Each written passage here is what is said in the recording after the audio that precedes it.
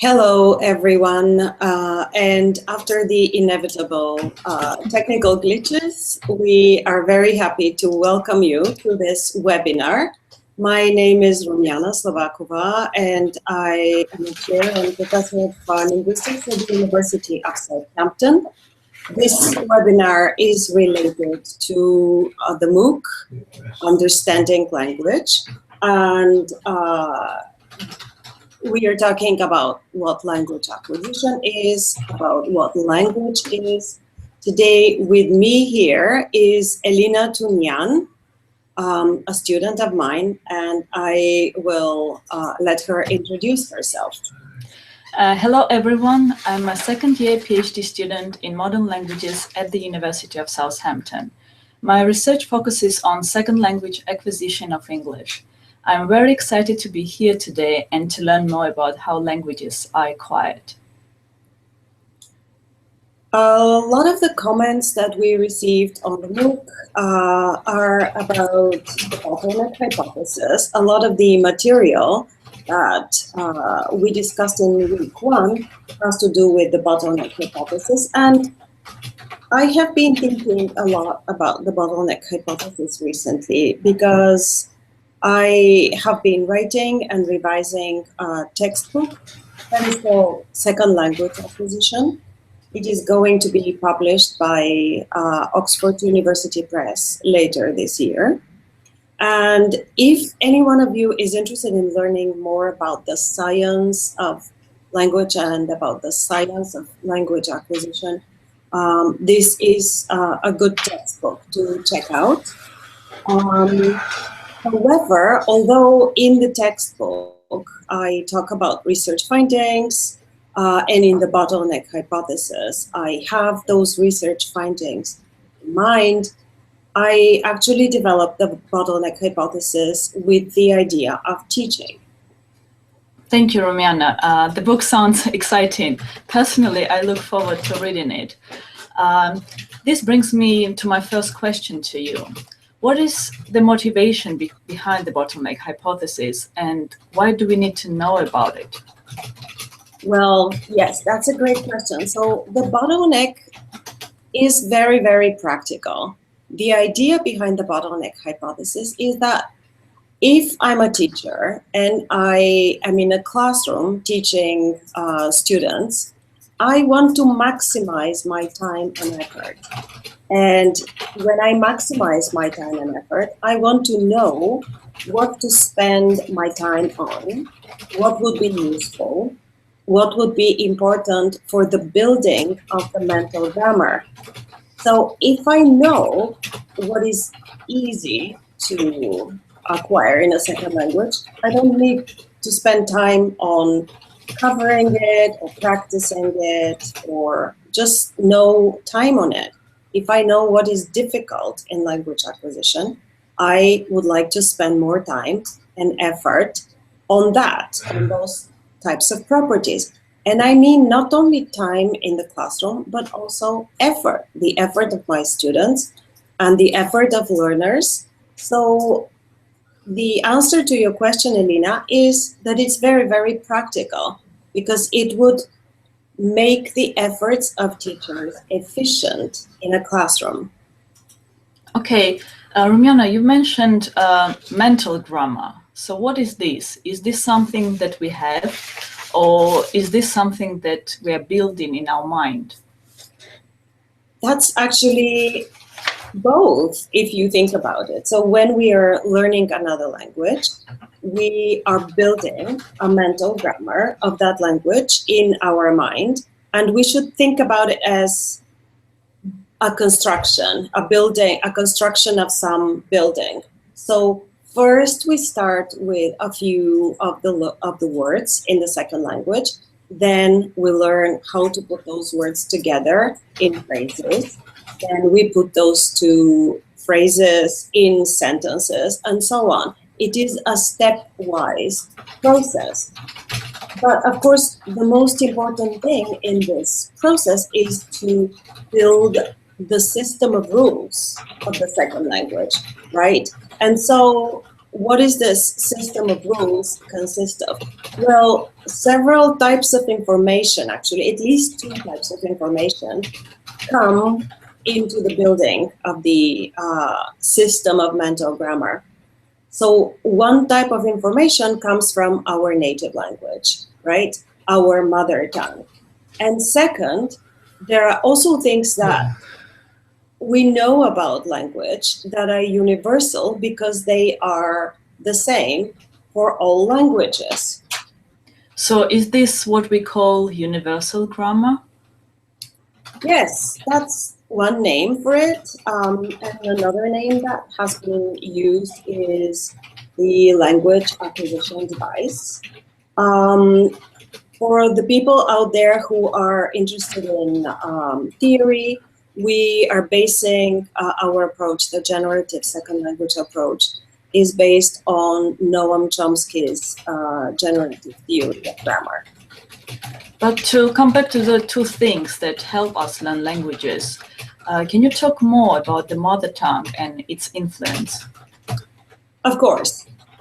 But first of all, I want to back off and say that I made a mistake. There are not three types of information that are important, but sorry, there are not two types, but actually three types. And I forgot to mention one very, very important source of information. So counting, I mentioned the mother tongue is a very important source of information. I also mentioned the universal properties of language. However, I forgot to mention the properties of the second language itself. So we are getting input in the second language. For example, the teacher is speaking in the second language in the classroom, or we are starting to read a little bit, we are learning words. Well, that second language is another source of information when we are building the mental grammar. However, yes, you asked me about the native language, right? So the importance of the native language is very, very big. It's enormous. If we need to start building a system of rules, right, we do not have to start from scratch because we already have a native grammar in our head. And so our initial guess about what the second language is going to be like is based on our native language. So we are basing our guesses or our hypotheses about the second language on what comes from our first language. And then if there are any mismatches or any discrepancies between our guesses and what comes in from the second language, we are going to start changing the second language grammar. So just to make it clear one more time, when we learn a new language, we start out thinking that this new language might work just like our native language, but with new words. And this is when we have to learn the new words, right? But what happens when the words do not have equivalents, when there is a mismatch? For example, in my native language, Russian, there are no words for articles. That is, words for the definite and indefinite article as the and in English. So what happens then? Yes, that is exactly when the real process of second language acquisition starts. And it is when there is a mismatch, and as you mentioned, a discrepancy between what is going on in our language, our native language, and what is going on in the second language. So it could be that there is a property or a certain morpheme that our native language has and the other language, the second language, doesn't have. But it could also be the other way around. So nothing that we know from our native language is helping us into the second language. And that's exactly the issue that you mentioned, Elena. This is the issue of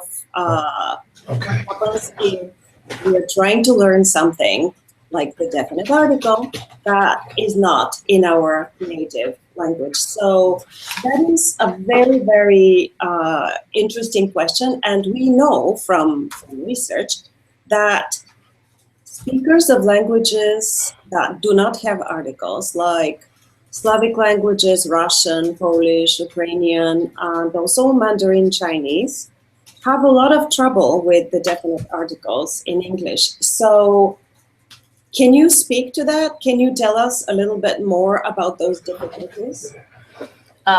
Well, yes, that is true. And this is actually what is my PhD project about. In my research, I look at how second language learners of English, whose first language is either Mandarin Chinese or Russian, learn the meaning of definiteness in English and its expression via the definite article. And as you have correctly pointed out, articles are very difficult for Chinese and Russian native speakers, and they make errors when they use the definite article in English. In particular, they use the definite article in English when only the indefinite article would be appropriate for English native speakers. However, Elena, let's repeat one more time. Why is it a problem if definiteness is a universal property that will come from the universal grammar? Yes, you're right. Definiteness is a universal meaning. That is, it is present in all languages. That is to say, in any given language, interlocutors would be able to define what is definite or identifiable in any given situation. However, languages differ in the way they express this meaning. English uses the definite article to express definiteness. Russian and Chinese do not have articles, and definiteness in these languages is expressed via other means, for example, context or word order. So Chinese and Russian learners of English have to learn this new morpheme in English that does not have an equivalent in their native grammar. That is, they have to learn this word "the" in English and the rules that allow its appropriate use.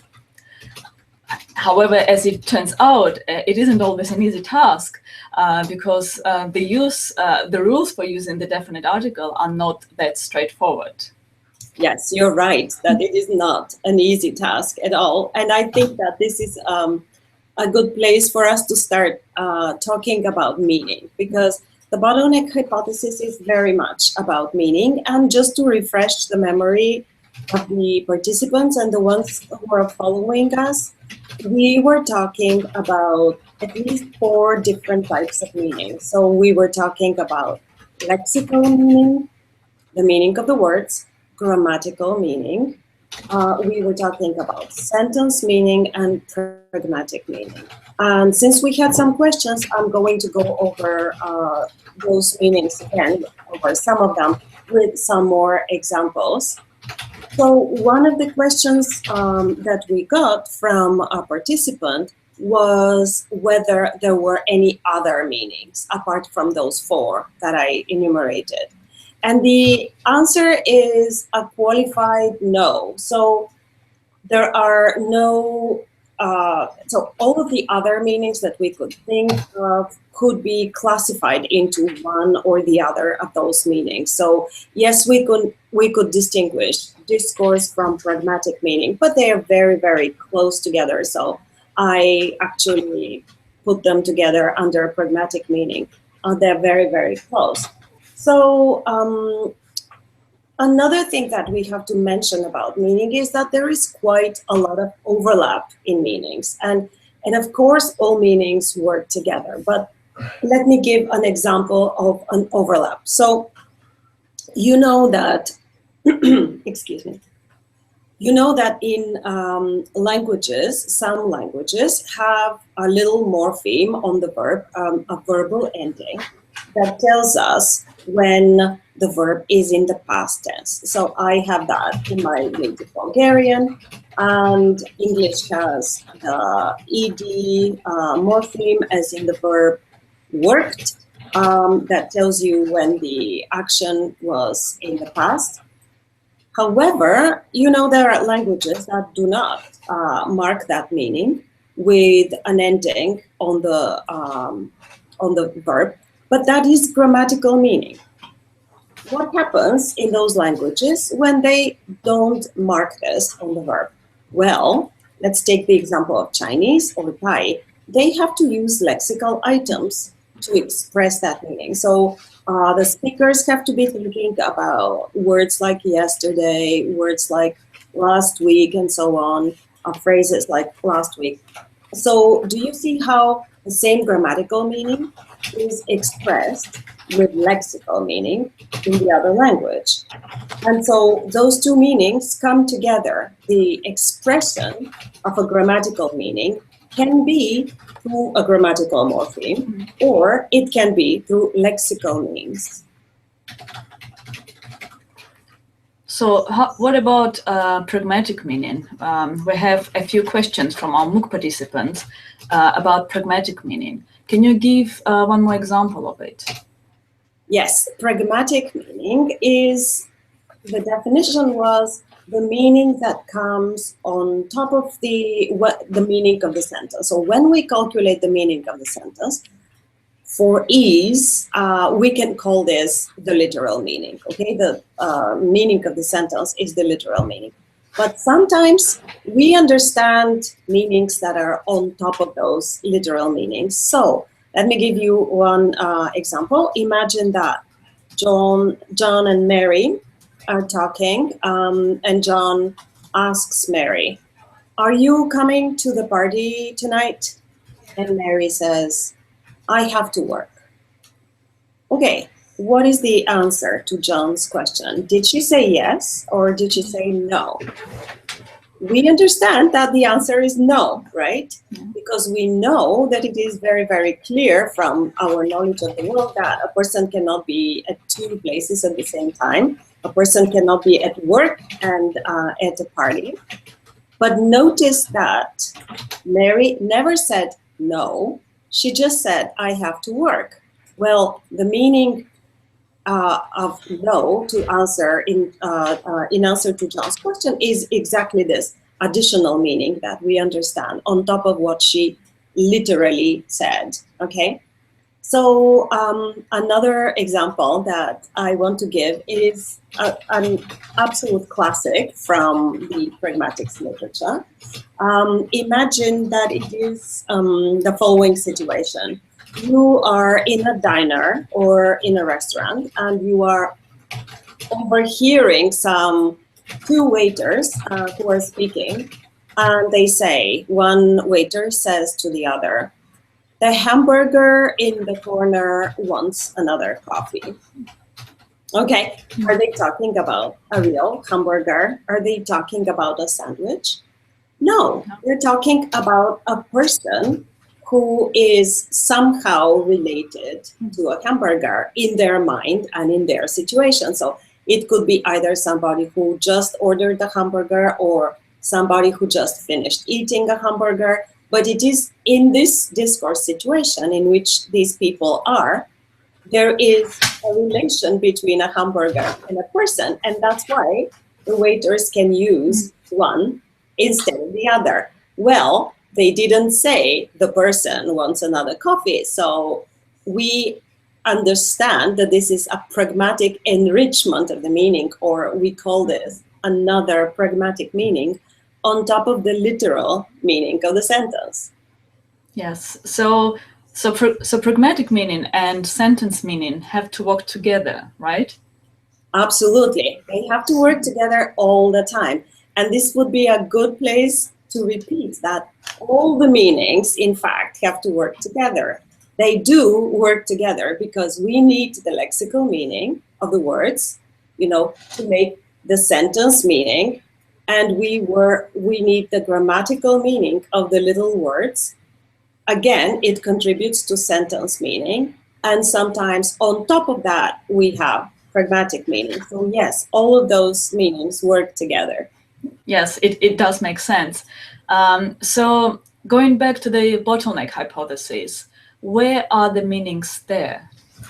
Oh, that's a great question. Obviously, the illustration that we have provided in the MOOC is just an illustration, okay? So as an illustration, it has some facets that are true to the real situation, and some facets are just for illustration purposes. So the question is whether, and someone actually asked this from the MOOC participants, I got this question, whether the native language should have a bigger bottleneck.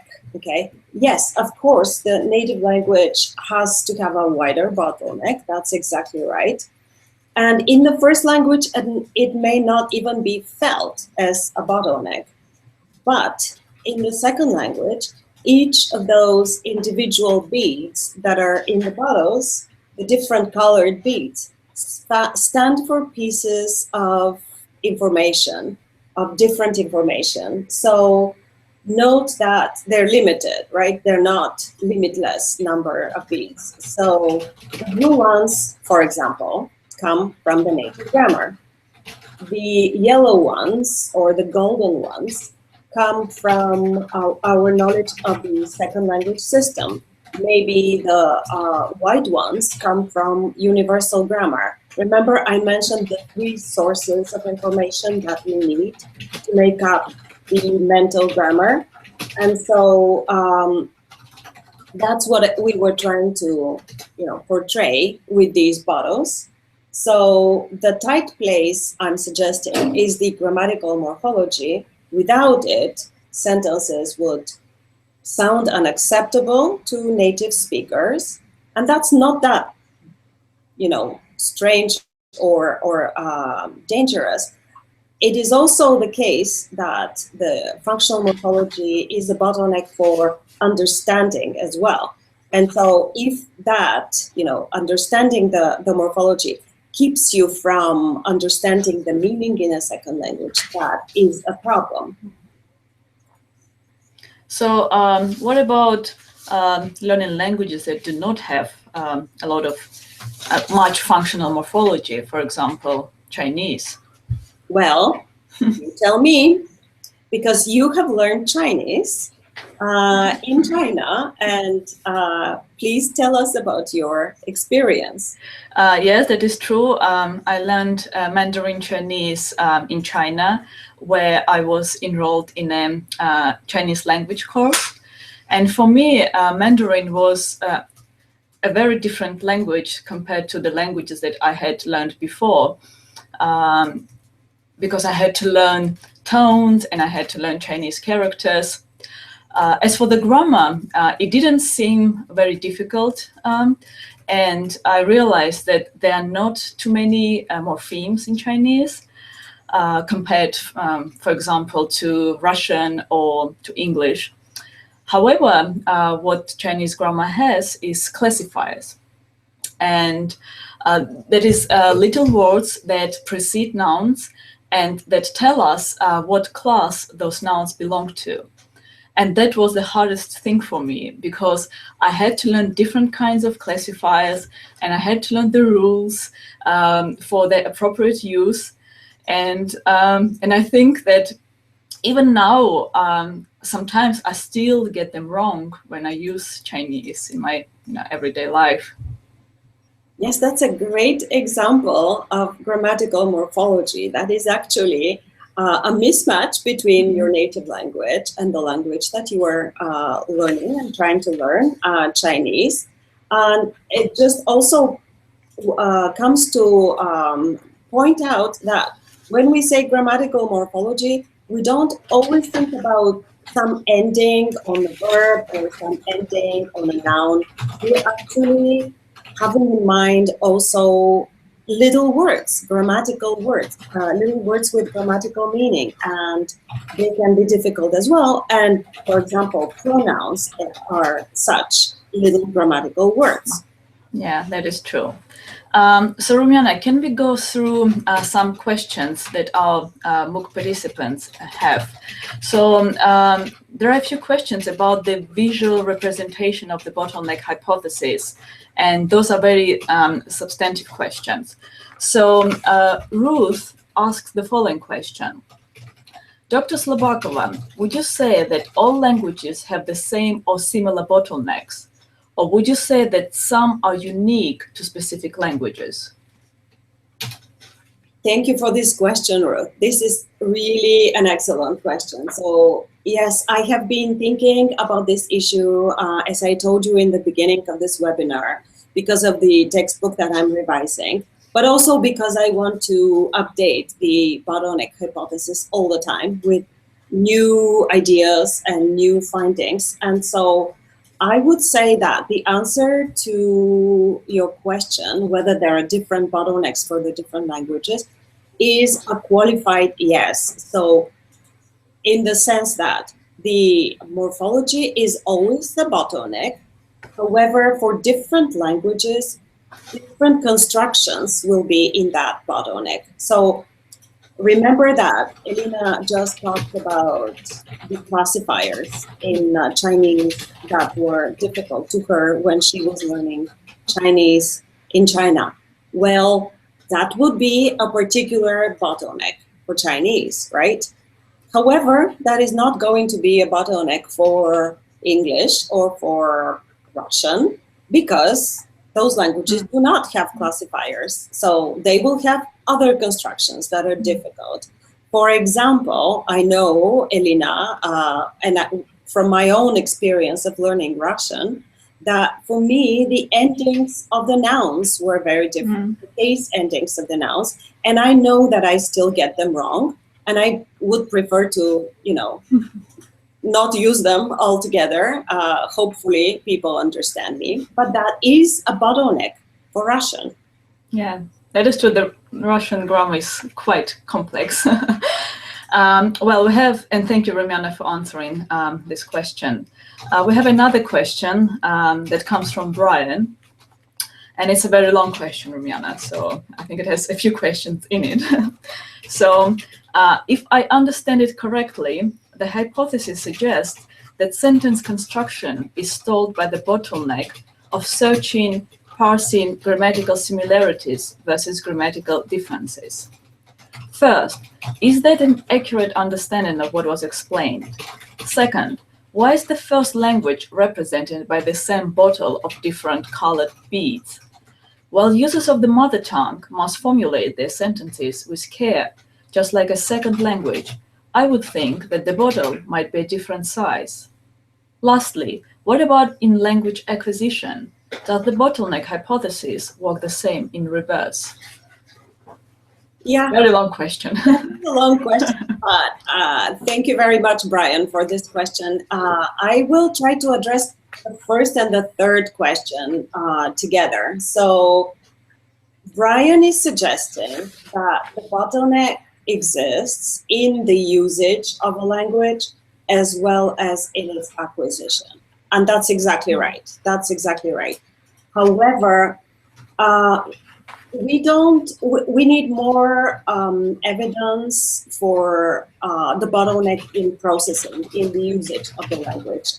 What happens when we start speaking and we try to retrieve this grammatical information from our head. And right now I'm working on a version of the bottleneck hypothesis to include that information. We need more findings on that, but even the findings that we have right now suggest that, yes, Brian is right, that there is a bottleneck in the processing or in the using of the language, as well as in the acquisition. As to Brian's second question, whether the same bottle is used for the first and the second language. Well, okay, that of course, whether there are different bottles for the second and the first language. That depends on our understanding of how the mind works, okay? How the languages work in our brain. And from what we know about the functioning of languages in the brain, we know that the languages work in parallel. The native language, the second language, and the additional languages, maybe a third, a fourth language that we know, they're all following the same processing routines, and they are well, maybe not exactly processing routines, but they run in parallel, and the grammars influence each other. So you can think of the two bottles in the picture as the second grammar. So when the bottle is upright, this is in a stable situation. And when we turn the bottle upside down, this means that we are trying to squeeze information from it. And of course, the information, again, as we said, it will be from the native language, from universal grammar, and from the second language. And when we squeeze information for processing or for acquisition out of this bottle, the idea is that morphology is the bottleneck. However, let me just repeat that since the languages work in parallel in the brain or run parallel in the brain, it can be the case that there is influence not only from the first onto the second language, but the other way around. So the second language, especially if it becomes, much used and is used with a very high proficiency, it can also influence the first language. That is why it is also possible to have, different colored beads from the second language grammar into the bottle of the first language grammar. That also happens, especially in learners that we call heritage students. Thank you, Rihanna, for answering this question. And we have yet another question that comes from Maria. So she asks, I have a question about how do you suggest to overcome bottleneck? What approach or strategies do you suggest to use in order to solve this problem? Oh, thank you, Maria, for this question. This is an excellent question, of course. And this is what we are always worried about. As I said, I started thinking about the bottleneck hypothesis exactly with teaching in mind and with classroom teaching and making some suggestions about classroom teaching that would be supported with research findings from my framework. And I have to say that the suggestions that the bottleneck hypothesis makes for classroom instruction is very much in keeping with other pedagogical models that have been discussed for many years and proposed. So one such model is the focus on form that has been discussed by a linguist called Michael Long. Another teaching technique would be the processing instruction, if you are familiar with Bill Van Patten's model. So these are all techniques and pedagogical models that you can read about in a textbook on language teaching and language learning. And I think that in general, the idea is that the bottleneck hypothesis suggests that there must be emphasis on the grammar in the classroom, not all the time, maybe not explicit teaching, not giving the students explicit rules and then asking them to repeat morphemes or to repeat paradigms until they get bored. But in general, some emphasis on the grammar in the classroom would be very, very useful. And of course, the grammatical morphemes, they happen to be lexical morphemes. They have to be learned just as lexical morphemes are learned. And that cannot happen without effort on the part of the learner. So the learner cannot expect that the teacher is going to put all the grammatical information in their head. No, they have to make an effort because no pain, no gain. That is true. So Rumiana, we have a lot of questions in our live YouTube chat. And for example, Mary asks a very interesting question. So is the bottleneck affected by the age of the learner? Oh, yes, this is a really, really interesting question. I will tell you, Mary, thank you for your question. I will tell you my own personal opinion. I think that there are many scholars that speak about the critical period hypothesis, the idea being that after a certain age, let's say puberty, or for some authors much, much earlier, when you start learning a second language after puberty or after the age of 6 or 8, these authors would say that you will never be successful.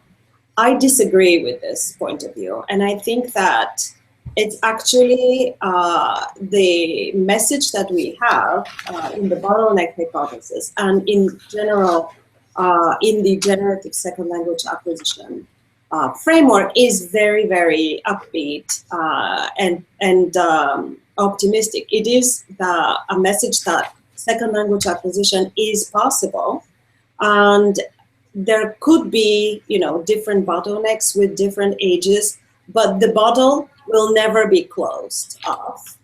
The bottleneck will still be open with, exposure to the second language and with care and with study. Acquiring second languages is possible throughout the lifetime. Okay, thank you, Rumiana. And there is a question again from our live YouTube chat about that phrase that you used just now, no pain, no gain. So Elizabeth asks, could you explain the no pain, no gain theory, please?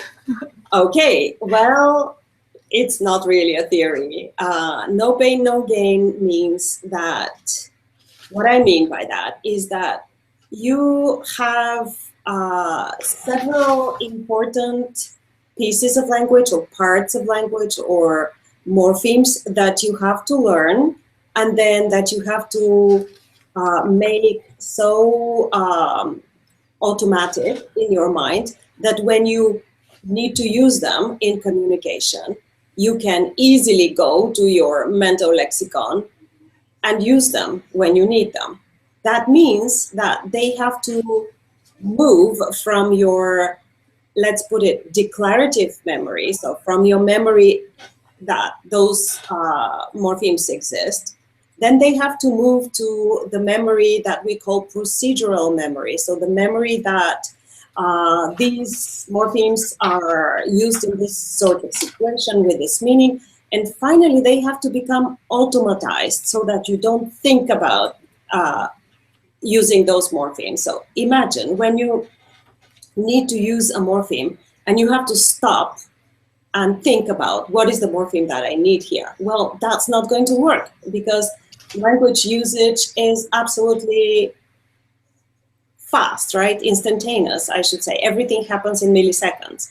So automatization of those morphemes is important. And for that, you have to do some exercises, repeat them, and that may be painful. Yeah, this makes sense. Thank you, Rumiana. So I think that on this note, it's a good time to stop and to say thank you very much for your questions. You had absolutely fascinating questions that made us think. And thank you, Elina, for participating. Next week, we are going to see you in the MOOC again, when we are going to be talking about classroom teaching. Bye-bye, everyone. Thank you, Rumiana, for answering my questions and the questions of our participants. So for our MOOC participants, this video will be uploaded to the FutureLearn YouTube channel. And for our Chinese participants, this video will be uploaded to Tudou channel. And you will be able to access the link on the week 1.15 of the course. So thank you for participating. Thank you for your questions. And bye for now.